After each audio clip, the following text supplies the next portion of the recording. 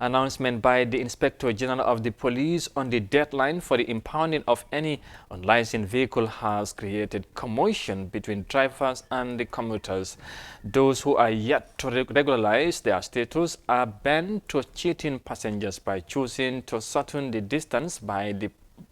distance they applied. Whether the delay on the sides of drivers is due to prompt deadline or fear of the police. Eyeafrica, Ami Job took the microphone to authorities at the Coastal Road garage. As the deadline for the renewal of motor vehicle documentation approaches, drivers are making all efforts to regularize their status to avoid being parked off the road for breaking the law. The process includes replacement of all plastic registration number plate with the newly introduced plate for both private and commercial vehicles, renewal of driver's license and payment of road tax. The police announced that it has given drivers whose details have expired since December 2019 until 15th of March to operate without criminal charges. Chief of the garage at Coastal Road in Old Yundum, Said Cisse blamed any driver who will delay the movement of passengers as a result of stoppage over vehicle documentation. He argued that 3 months should be enough time for the process involved in the renewal of documents such as the insurance policy. Mr. Cisse explained that it is, however, the duty of vehicle owners to pay for the cost of documentation, even though drivers are hired for their job, noting that 95% of commercial vehicles at his garage are owned by third party. dañ fi de jànkuwante coono bu méttee mooy ndox te su boobaa fii lañ de bëgg ñu génne léegi trafic bi da ngaa gis ne fële taxi yi dañ fay taxaw soo sarse pour nga génn problème la lii yëpp gi ndox lay nekk nañ ñu dimbale suñu garage bi ba pare union bi amul union bëgg a kaas dara yow police soo bëgg a kaas dara doo xam benn dëgg because police fa laay jël rek sa oto bi na la taxawal nga taxaw léegi soo taxee ba pare mu ne la an sa driving license nga yëkkati driving license bi jox ko du la wax ban problème moom la téye paagal fële nga paag fa client yi ñu wàcce client yi yóbbu la paag la luñ la wax lenn yow loo xam ne nii ndax drive boo ko jàppee nit la ni yow jël nga driving license na ko demal wàccee client yi ba pare nga ñëw soo ñëwee ngeen toog ngeen waxtaan su fekkee faute la nga ne ko faute bi moom nga am lii oto bi dafa am problème su wëllëgee defar ko su ko defarul bu beneen nga jàpp ko waaye duñ jox benn advice dañ lay teew rek paak la. This time of the year is remembered for the stressful time it accords to commuters in various picking points in the traffic. The situation usually results to shortage in the number of commercial vehicles to satisfy the need of people, especially during the wee hours, giving drivers chance to manipulate the cost of travel. While others will choose to increase transport fares, many drivers will shorten the distance they apply in order to double and triple the amount they collect in a one-way trip. But Sajo Ba, a veteran driver, returned the blame on vehicle owners for paying more attention on the income from their vehicles than concerns for the role of the traffic. He said that many drivers cannot afford the cost of all documentation during the early stages into the new year because their employers do not have saving plans ahead of the deadline.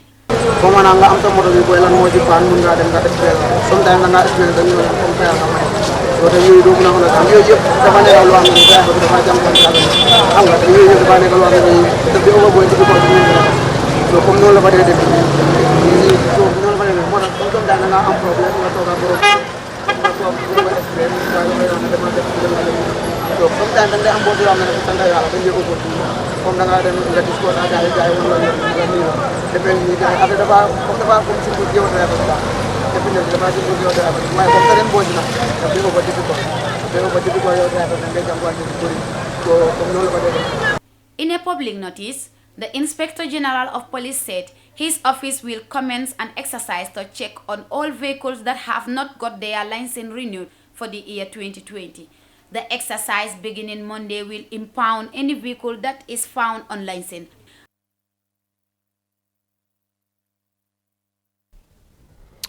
Well, interesting there, and of course, from that report there by Amit Job, I'm glad to say we are joined on the line by Nyang Jai, an economist and social commentator who would share his thoughts on the latest move by the police. Nyang Jai, Good morning and welcome to the Good Morning Africa. Good morning. Excellent. Of course, I know you have been listening to the report. What did you make on this latest move by the police giving a deadline to drivers or vehicle owners to pay their status or else maybe face the law? Well, I think the police are in order in terms of maintaining law and order. Nothing is wrong with them having a deadline for people to renew or change their documentation. But fundamentally, there are three problems with this. Mm-hmm. One, we have a problem of logistics. Logistics in the sense that if you put in an application for a driver's license, for example, just to get a renewal, you are not getting a copy of a driver's license forthwith. It will take a minimum of 21 days to a month to get it, number one. Okay. Number two, the government must not be in business to be making money issuing documentation to people. Therefore, I think the government is duty-bound morally to make sure that the tax-paying citizens of this country get a valid document, and this document must last a minimum 3 to 5 years.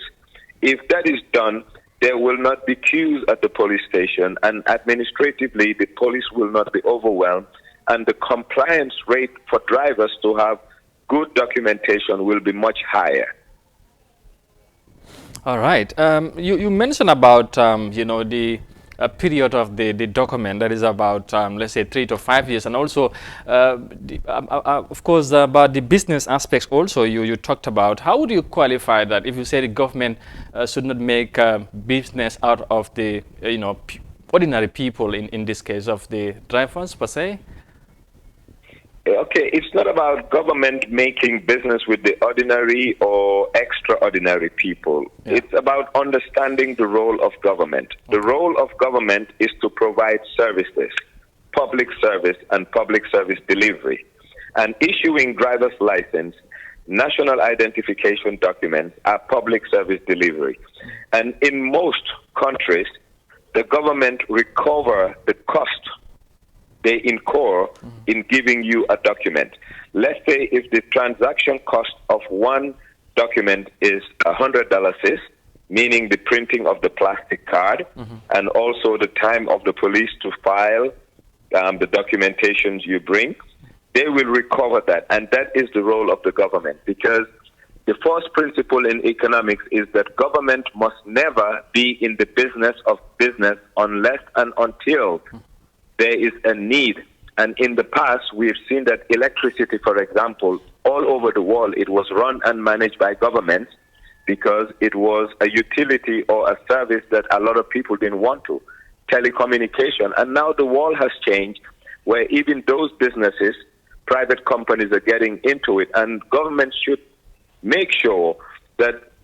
if they're giving or providing documentation, it is a public service. And in public service, compliance is more important than profitability, making sure that Gambians have documents so that they can go to the banks and cash money, that drivers on the road have documents so that whenever they're stopped, they can provide it. But if the turnaround time to get a document, like say a driver's license, it's a month. Before you make sure that most drivers have a license, it's year end again. Yeah. Okay, Nyanjai, of course, this move, as we know, it will generate income for the government. But what impact will it have, on the citizens and, of course, the economy in terms of the operation of the police? Because these drivers have to pack for a certain number of days, and the commuters have to pay extra fares in order to get to their various destinations. So the impact it will have on the economy and, of course, the ordinary people. All right, there are three fundamental impacts. One is a social disruption for passengers, meaning there's a scarcity of cars and transport vehicles on the road to take passengers from point A to point B. Number two, it is causing unnecessary queues on already, a logjam highway, a highway that cars are not moving. So it is not a very good sign. It's not a very good example But we can even take it further to say that the Gambia police, especially the ones managing traffic, they have missed the point. And today, if you are a motorist using the roads in Banjul and all over Greater Banjul, you will find people selling all kinds of stuff on the pathways where you should come down the road so that you pick passengers or move. Cars are stopping on the road, and these are causing queues. But what do we learn from all of this? That if you have a policy that's not good, you need to revisit it. And you need to revisit it to make your society better. So the Gambia Police Force must make and, take a stock take of what they're doing, and they will know that it's not efficient, and it's causing the Gambian a lot of stress. It's causing the Gambian a lot of money and delays in time. And time management is one of Gambia's poorest problems, and that's why wherever you go for a meeting, someone is late. Yes, it's a habit, but the biggest habit and the biggest problem we have is the roads that we should use to get to places. So I will advise the Gambia Police Force to make sure that they talk to government and tell them we should make sure we give Gambians and people living within Gambia documentations at the least cost. Least cost meaning they cover all the expenses, but not to make sure it's a profit venture. All right. Munya, it's okay. Well, Nyang, thank you very much for your time, and it was a pleasure having you on the line. Most welcome. Bye-bye. Thank you. Nyanjai, an economist and, of course, a social commentator, they are sharing his thoughts on the latest move by the police. Dégg ngeen li mu wax mu nekk lu am solo waroon naa ko nag dugal ci olof bi tamit ndax mu gën a yaatal affaire yi waaye comme waxtu la ñu demee moo tax yooyu lan mooy seen jàngat ci li mu wax ak tamit am na lu bari lu mu indi ci li nga xamante ne mooy ci police bi nee na ne of course ñëpp xam nañ ne moom definitely nekkut li nga xamante ne mooy problème pour police yi joxe deadline wala wax nit ñi nañ fay seen licence yi wala seen kayit yi on time waaye tamit niñ ko defee déggoo nga fay balaa ngay jot sa kayit wala li lay wone ne yow fay nga dafay jël at least ay 21 days wala 1 month loolu affaire la comme ni nga ko waxee beneen bi tamit mooy li nga xamante ne mooy nga fay kayit daanaka every year te li gën a gàtta wala li nga xamante ne war naa am mooy daanaka every 3 years ñetti at bu nekk wala juróomi at soo faree kayit loolu nga ko war a mun a use balaa ngay fayaat di same document mooy di same kayit soo gis na ne loolu yëpp nekkan ay mbir yi nga xamante lu ñu war a seetaat la def ci jàngat te foog naan loolu tamit lu am solo la julde waaw comme Nyang Jaay ñu ko waxee rek dafa am solo trop Amadou because wax na ko si kaddu am this is very stressful imagine démba rek man doon dem Costa Road and then police yi have to park us ñu ne driver yëpp ñu park vehicle bi pour ñu wàcca so I have to struggle to get another vehicle so it means comme lu wax ne man even bu ma doon dem sa dama late so lii dafa cost the country a lot because comme nu ko waxee rek time it's money time is very very important te I think one of the factors that is really affecting the country here is time. loolu de wax na ko mu ne waaw time management moom. Seriously, I think police bi tamit comme nu ko waxee dañ war a revisit their policy every year nga ñëw si driver bi nga ne ko ne mu park for a number of days loolu do affect only the drivers but the commuters as well because lan mooy happen moo nekk at the end of the day driver bi dafa increase the cost because he is also losing a lot at the end of the day moom tamit dafa war a dem avance si bossam bi so moom tamit dafa make sure by all means this yum lose liggéeyut dafa make sure by all means mu jël loolu noonu si communauté si te at the end of the day loolu dafa nekk a burden to the economy and to the Gambia so I think ne comme nu mu ko waxee rek ñu introduce revisit seen policy ñu make sure ne it is 3 or 5 years man I think even 5 years is the best thing to do because it's frustrating every year nga nar a toog ne driver yi how many vehicles are in this country nga nar a paak ñooñu yëpp te suñ ko dee paakee sax nekkut pour park ko nii de because ñu xam nga ne route si dañ xat fii si diggi tali bi lañ laa taxaw ñuy wax ak yow ñuy waxtaan ñeneen ñu ngi si gannaaw yaa ngi waste time loolu def ma dee jaaxal sa seriously so instead of yow nga park kooku noonu side ngeen wax nga lii duñ dee def loolu noonu de dañoo park kooku noonu ñu setul ak moom même pare ñu jëlaat keneen tamit setulal ak kooku ba mu pare fekk ñi ñu ngi taxaw si gannaaw di xaar te ñi ñu ngi dem liggéey ñeneen ñu ngi dem important issues so I think that really needs definitely lu ñu war a mun a seetal na moon ñang lan mooy si sa gis-gis comme jul denum ko indee ak tamit dégg nga ñaan njaay li mu wax surtout ci issue li nga xamante ne mooy nu ñoo joxe kayit bi lii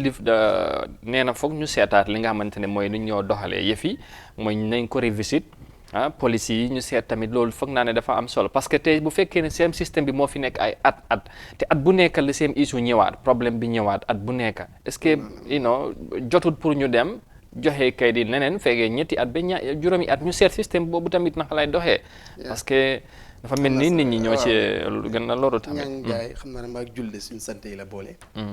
wax na lu am solo. waaw because borom xam-xam la te rafetlu leen te xam naa ne lu mu wax suñ si jaaroon mun na jëriñ réew mi dina jëriñ tam dina ceeñ système bi nu mel nii. but am na lu mu wax tam man dafa ma jaaxal si réew mi kayit booy war a fay nga dem rek nga jot ko at the same time problème la. waaw muy national identity card anything soo demee maybe next week leen laa wax. te loolu tam daf ma dee jaaxal. leen sin da ngay dajeeg driver sax mu ne ko anasa lay mu ne ko génn ko waaye receipt baa ngi nii so loolu da ngaa gis ku ci amee receipt bu ba mu réer ngay am ak problème ak police yi loolu problème la xamal fan la problème bi nekk ba xam nga machine si ñoo doyut xaw ma. comme que machine si doyut yu moo wax noonu. ndax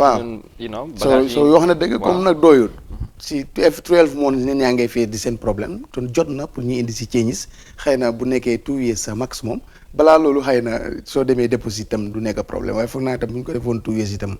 bés bu ñu war a dem change am nga Gambien bi tam dafa am lu mil last minute la day dem but comme que loolu yëpp amaguñ si àggaguñ si luñ nekk naka leen ko war a doxalee mooy every year leen wax every year nga dem fay amul January year bi taxaw na February March definitely driver bi si boppam dama dem ma wax ak suma boss ma ne ko dañu war a fay but yow tam si luñ nekkagum pexe yi moom mooy lu ñang wax moo nekkalu correct but àggaguñ si waaye si luñ nekk naka leen ko manager ba génn si borom moto yi itam every day ñu ngi laay were si $1,000 or $1,500 am na ñu si wax a démba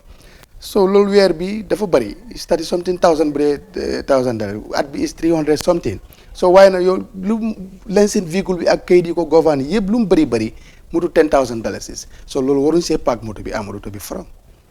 driver bi mu ngi jot ñoom tamit am nañ ci wàlla dañ si am wàlla responsabilité bu rëy sax time bu nga war a fay si kii January normally demal nga fay ko joxal driver bi mu dem fay ko jàmm na ñooy démb maa ngi wax ko boobu mu ne moom fayegut ma ne ko ne ñu ne waaye dafa dem ñu ne borom moto bi mu ngi farafeñe ma ne ko kool ko mu sel la ID card mi nga dem fay ko parce que waruñ laay paak si oto bi si kaw yoon bi ngay fay di tardel client yi loolu tam Amadou borom véhicule owner si am nañ si responsabilité boo xam ne ñoom ñoo gën a koos loolu dem waxaan si naa benn chief inspector police mu ne ma ne ñun driver bi leen amut problème because su sa boss su fayit yow nga sànni mu ne ma ne ko noonu waaye su fekkee si moto bi la moo dund si la day génnee dépense du ko mën a sànni foog mu mën a si noonu du ko mën a sànni problème bi mooy ne véhicule owner si ñoom ñoo respecté li ñu war a def moto bi mu ngi laay weer si good 12 months January February yi dem nag demal nga fay balaa ñoo break sa lifin bi si kaw yoon bi di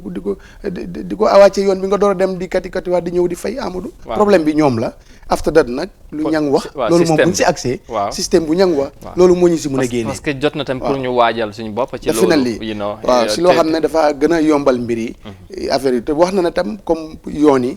ñu si bëri den bàyyi si kaw yoon bi fu moto bi war a paak foofu la jaaykat yi nekk loolu responsabilité area council si ñu ngi si waaye ñoom itam war nañ si jël meso ba nga xam ne ni yoon bi fu moto bi war a paak yow nga ñëw teg fa sa table di jaay ba nga xam ne si kaw yoon bi la muy taxaw sometimes sax diggante am na diggante yi nga xam ne nga dox ko moo gën a gaaw so problème